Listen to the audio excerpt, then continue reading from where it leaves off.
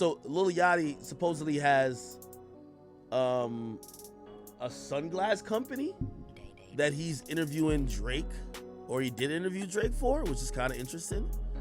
And Yachty has like this interesting place in hip hop where I don't even know how to sum it up. Like, he's always been the brand friendly guy who's like, you know, could be on a Gap shirt or could be promoting Gap. Cool enough though that kids want to follow him and be like him a bit. But everybody in the industry kind of looks at him, but don't look at him like a geek. Like, he's been in a really dope place, but also as the years have gone by, I think his music, I think Yachty's just Yachty. I don't think Yachty's defined all the time by his music, but this time around, he flipped his music style around. And I seen he was on Rap Radar. Let me see, Elliot Wilson, Instagram. Let me see if I can. And apparently he did an interview with Elliot Wilson, and this is what our portion of it said. Let me see this.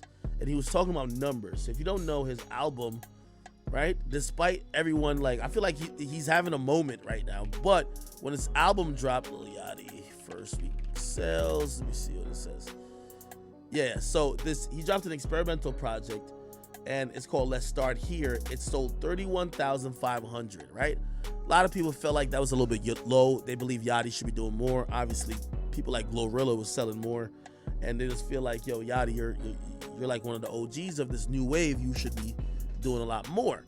But a lot of people, even with acknowledging those sales might have been low, they're saying that Yachty is like super. He's in like a creative bag, and maybe we've just always undersold or underappreciated how dynamic and how creative he was. Like, number one, he was writing for the City Girls, so all their hits he probably wrote, right?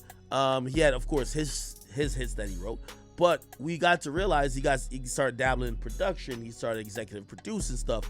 By the way, Drake's album Her Loss, he executive produced. He started producing beats. He's kind of like expanding like his palette, but also he's almost become like a creative director. He's like Pharrell of he's like the young Pharrell of like music. Like, he's a creative director of vibes for like music, you know what I mean?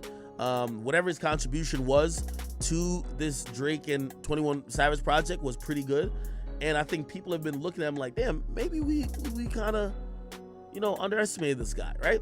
Anyway, some people still look at it and say, well, if he's all what y'all think, why do the numbers look like that? And he did this interview where he was talking about numbers. This is what he said. Numbers just rule everything. Yeah, I hate it. Even other things. First week numbers, Pitchfork rating numbers. Like, who? I hate saying who cares because I still care, right? But like, it's just honest. But like, fuck, why? Why the fuck the numbers consume everything? Like, numbers make people even not listen to a project. Numbers that make someone album could be beautiful, and someone could be like, man, I did this first week. Like, oh yeah, nah, that flop. Never mind. I ain't even gonna tap into it. That isn't. And how do you as a human, like, a week isn't even enough, maybe with the music people make now, but like, my album is, a week isn't even enough time to consume it. You know, you gotta really absorb it and understand you gotta it, right? really sit with it. You know, like, that's why I never understood people doing reviews the same day. Like, how do you review this album? And I was one listen, your review and your rating. You know, I try not to take too serious, but I won't sit there like I've seen every review. Yeah. It ain't a review. If I haven't seen it, you just have no counterpart. I've done read everyone's ideas and opinions, and I respect them, and I've even reached out to a lot of people and telling like, man, like, maybe it wasn't for you, but I appreciate this, you know.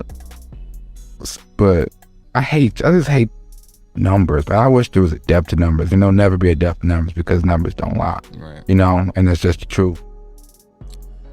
All right, yeah, that's kind of interesting. My take on this whole thing, right, is that I think artists got to stop complaining about numbers, right? The numbers are what they are. And yes, the numbers do like context, but the numbers will prove if you're doing something that's really special. It's the reason why, for example, nobody likes if the first week projection comes out and says you're not doing good, no one likes it.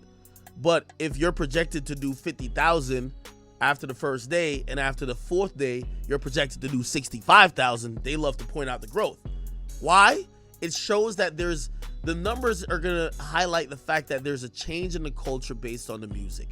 And that's what the numbers do. The numbers just signifies who's consuming it. Let me ask you this question, right? This inherent question that goes outside music. If a tree falls in the woods and nobody hears, does it make a sound? You could answer that to yourself. Then let me ask you this with music. If someone makes the most amazing music ever, but no one listens to it, is it that amazing? You answer that shit for yourself too. The point is, in music and in the music business, your music is meant to be consumed. You're not just making great music in a vacuum and don't care who hears it. Otherwise, you would have some artists, well, maybe some of them do, because some of them, I'd be like, yeah, they don't release music. If you're not making it for the masses to consume, you would just make the music and just keep playing in your AirPods or share it among your friends. But don't disseminate it to the public. When you disseminate it to the public, no one says they want only 50,000 people to listen to it, or 5,000 or 15. You want everybody to listen to it. Now, granted, it's a very complex equation, because now we're talking about the music of the business of music. And it's not only how good the music is, you got to talk about is how hard the label is going. Is the label promoted the right way? Are they using the right strategies, the right single? Was there a viral moment? Was there a hit single? Like, there's a lot of things that could really contribute to it. But here, this is what I say to artists who claim they care about the actual art and they feel numbers are detrimental. Numbers aren't detrimental. It should be a barometer, right? To me, you're not defined just only by your first week. When an artist like Yachty, when I see his first week, I'm not thinking his first week is just for this project. His first week is usually based on his consumption for the last 2 years. It's the reason why I personally believe Lil Baby's album was mid, but it still sold 200,000. Why? His last project was spectacular. The last time we came to the shop, it was some piff. We gonna come back, even if the next thing you give us is mid. So again, well, sometimes artists want everything to be judged in a vacuum, but no. It's a reason why momentum exists. And the numbers are going to follow that. If you're consistently putting out good music, better music, the numbers will increase. If your numbers aren't increasing, you're either inconsistent or you're not no matter what you think. Because here we get into this conversation of certain artists will believe that their music is so pure that even if everybody says it's trash or mid, they feel it's spectacular. And this is where artistry and judging it comes into the discussion, because some people might be like, yeah, I don't care if y'all like this. This is some next level shit. This is genius, right? Okay. You can have that opinion. And I don't think people are ever arguing with people over their opinions like that. But you know what numbers help us do? I just looked at the number yesterday.